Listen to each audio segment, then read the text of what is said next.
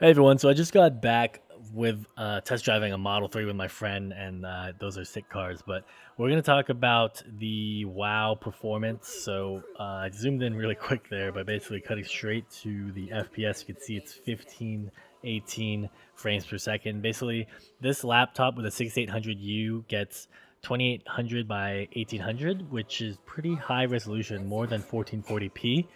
And what that means is this is the max settings, 100% max resolution rendering with everything set to 10.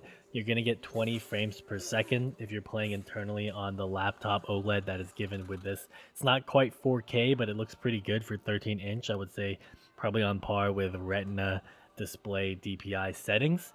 So that's what you could expect from max graphics, max resolution. Now, what I typically do is I play at 50% resolution, which would effectively be 1440 by 900. Pretty good for a 13-inch screen. You can immediately see a bump here in 10 seconds at 30 frames per second. There are some gamers who would like playing at this resolution and that kind of FPS because they like the details, quote unquote. So I think this would be acceptable at 50% and running at the technically 10% max graphics.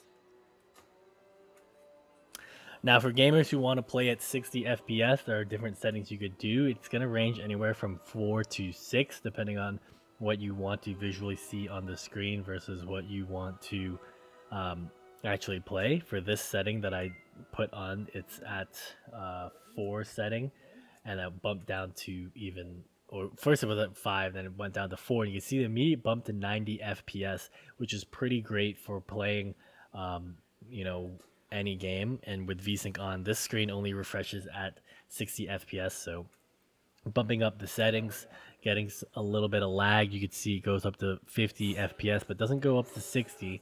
So you're going to be stuck somewhere between 4 and 5 for this setting if you want to get, depending on what you want your settings to be. So we're gonna go ahead and check out how this would be from a streaming slash recording performance. So as soon as I open up OBS, you could see from that 40 FPS thing, it goes down to 30 FPS. So this is the recording directly from OBS, which is the screen capture. Some of these lags and artifacts are also due to how the hardware encoder is set. So this is recorded in OBS with the hardware encoder.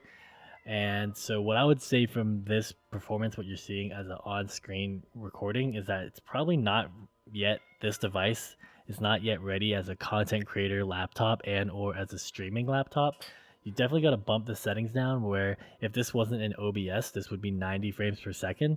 And you can actually see and get seeing some of this like output footage that's actually kind of lagging a bit and getting some stutter. And then not only that, but it affects your gameplay because as soon as I bumped up into this area, it literally dropped down to like 15 frames per second, which is not playable. Would definitely affect if you were trying to make mobile content streaming or something to that effect. So to test out the performance, if it was just this area or not, I went ahead and closed OBS, and you could see an immediate jump from 15 FPS to around 40 FPS.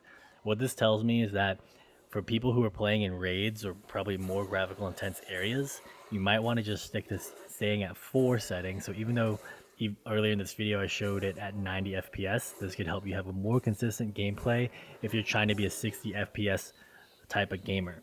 I'll also end this video with a conclusion that I'm still testing out, getting these graphical glitches that force me to restart the computer. As I showed in my Dota 2 video, it's definitely a bug or something that needs to be fixed. It's either my whole laptop is faulty and I need to exchange this, or something with that I just need to figure out how to get rid of.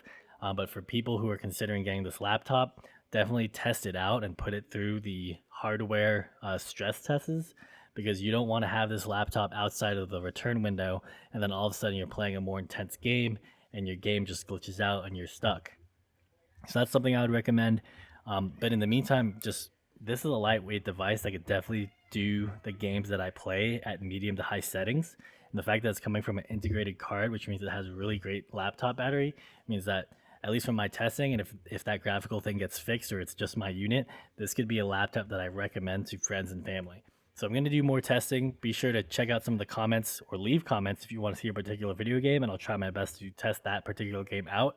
But in the meantime, I'm going to go through DayZ and League of Legends next, and then kind of just do overall impressions and reviews. So be sure to also, if you want to see more tech content, I have a M2 MacBook Air that I tested previously.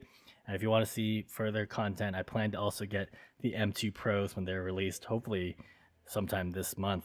Otherwise, it's going to be a whole year. Lastly, I wanted to do a plug to my personal channel. It's username Al Nafra, which is my name, but it's going to be more of a characteristic personality type reviews of tech, travel, personal development, stuff of that nature. So be sure to check out that channel for more of a different type of content. Till I see you guys in the next one. Take care.